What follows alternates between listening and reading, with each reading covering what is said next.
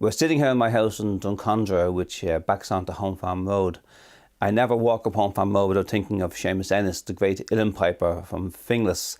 Growing up in Finglas, there were very few cultural icons, but Seamus Ennis had gone up there. He was a great collector of music, and he didn't suffer fools gladly.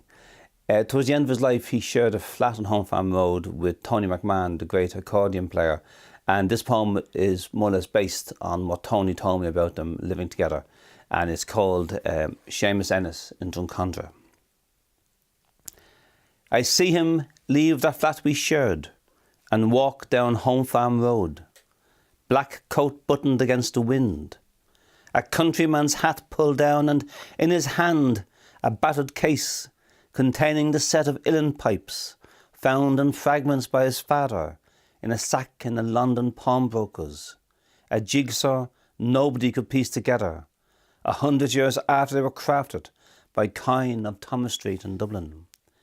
He carries his case like a secret dossier that no passer-by could decode as he boards a bus into the city, unnoticed among the evening throng. Times are hard, our flat threadbare. He survives on tins of steak and kidney pie, on meals that he cooks at odd hours when he tells yarns and truly comes alive. There is rent to pay, a meter to be fed, afternoon visits to the local laundrette, nights of wind rattling the rotting windows when he spreads his coat over his bed. This is the price of making music, of living the life for which he was born. He is on his way that night to perform for little pay to a meagre audience in the back room of a Dublin pub with a television blaring in the lounge.